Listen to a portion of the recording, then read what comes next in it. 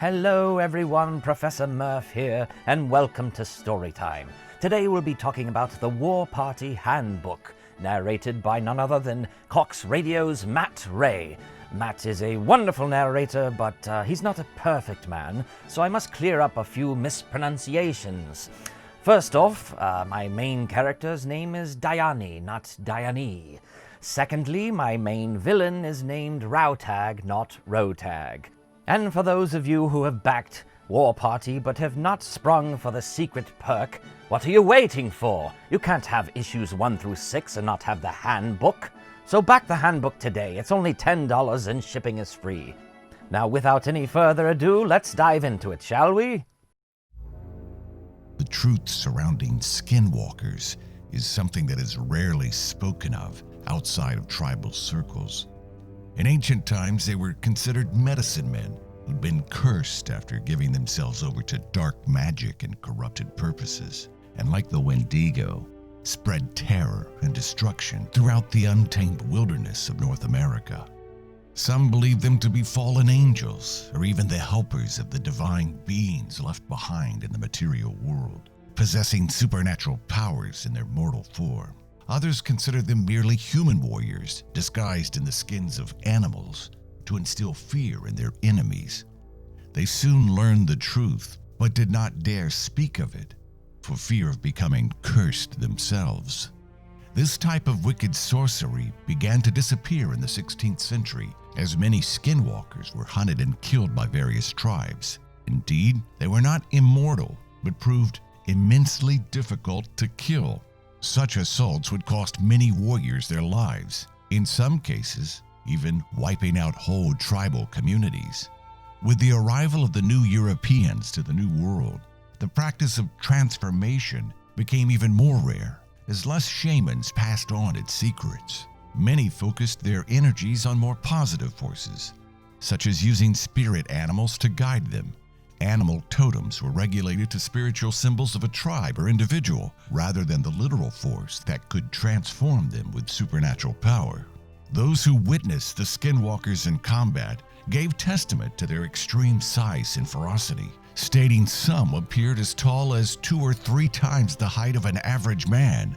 Though they bled, they seemed almost impervious to firearms, arrows, and bladed weapons. Some flew while others moved on 2 legs. Many were covered in fur, feathers, and thick scale-coated hides. Some were killed with fire or by the sheer weight of numbers when attacked. While in their human form, however, they were just as susceptible to aging, injury, and disease as any other mortal.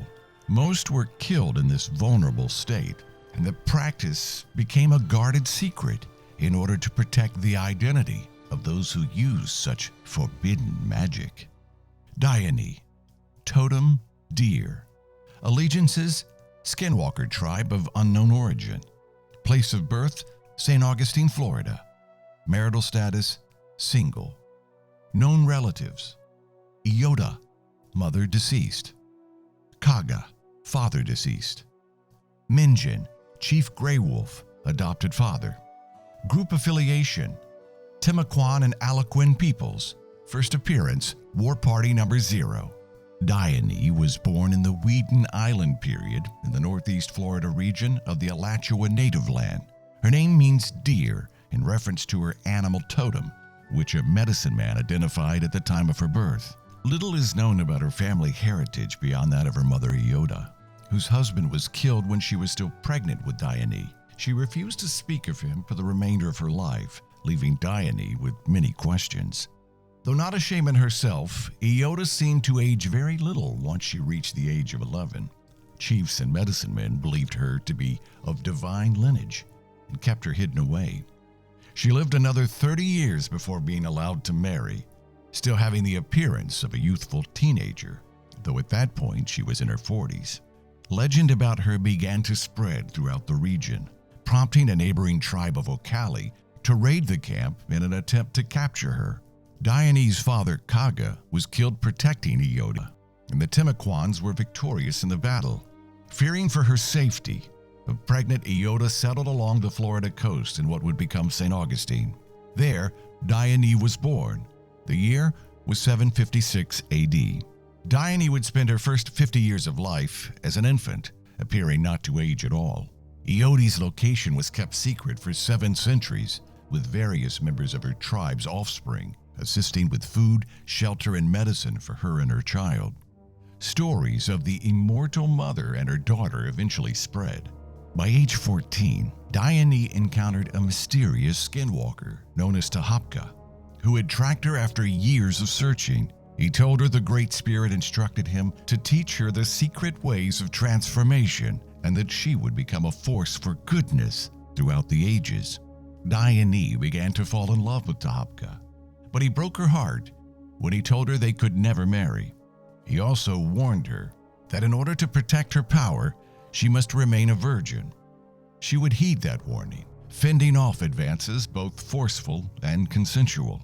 This had the effect of creating in her a strong desire for romantic love, but an equal resistance to it as well. With the arrival of Ponce de Leon and the Spanish conquistadors in 1513, interest in discovering the fountain of eternal youth led them to Dione, giving her status in local legend. They tried to force her to reveal the secrets of her power, but are stopped by Tahapka, giving his life in the process. Dione escapes north and resettles in the Ohio country, finding refuge with Tahapka's tribe of skinwalkers. Powers and abilities. Dione's cells regenerated at a rapid rate. This not only slows the aging process, but it also makes her impervious to disease and infection. Though mortal wounds can kill her, most wounds heal almost instantaneously if they are minor. In her beast form, Dione possesses enhanced speed, strength, and agility.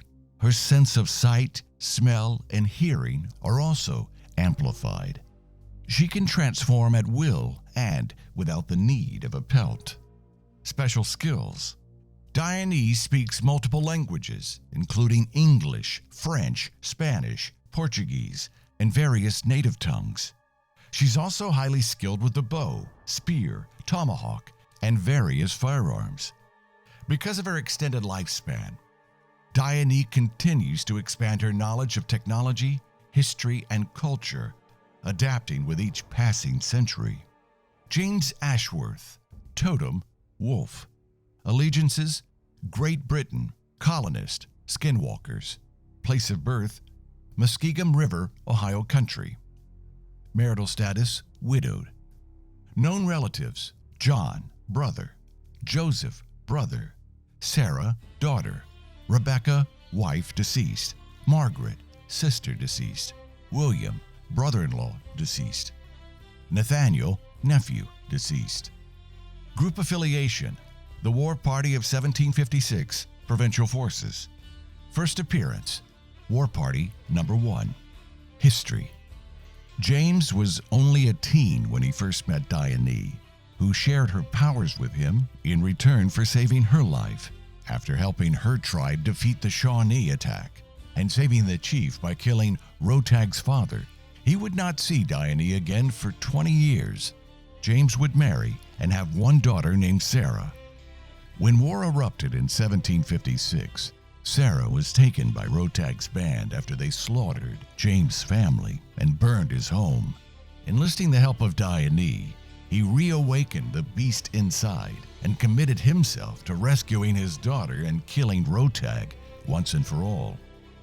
Thomas Longstaff, Totem, alligator. Allegiances, Great Britain. Place of birth, Yorkshire, England. Marital status, single. Known relatives, none. Group affiliation, the War Party of 1756. First appearance, War Party number 2. History. Thomas Longstaff joined the British Army in search of overseas adventure, where he would ultimately find himself entangled in the military conflict in North America. A carouser and notorious gambler, he was often insubordinate and has a back full of scars to prove it. When cavorting with the local native women and prostitutes was officially prohibited by the colonel, Thomas engaged in a year-long affair with Fanny McKendrick Cook, the vivacious and lusty wife of Lieutenant Colonel Cook. Thomas fell madly in love with Fanny and vowed to marry her, even if he had to kill Cook to do it. Profane, cunning, and often self-serving, Thomas is a man of low character, but he can be a loyal friend to those he respects and cares about. A war-torn land, Europe's war comes to the Americas. After generations of conflict in Europe, the struggle between Britain and France exploded onto the American continent. The British had the numerical advantage, as well as loyal and established settlers willing to fight for their homes and farms. Events would soon transpire, however, to turn the tide of the war. Braddock's defeat. Traditional army tactics proved disastrous against the guerrilla-style ambush of the French and Indians by the Monongahela. General Braddock would lose over 1,000 troops in the battle, including his own life. Thus ended the British advance into the Ohio. The frontier raids. Once captured, many of Braddock's men were tortured and burned alive by the banks of the Allegheny. With no British military presence in the region to protect the colonists, the French and their Shawnee allies descended upon the Ohio country with ravenous energy, burning, looting, and slaughtering families. Settlements were razed and scorched earth became the policy. No one was spared, and those who were became captives. It was amid this chaos that young Sarah witnessed her mother's death and the loss of her freedom.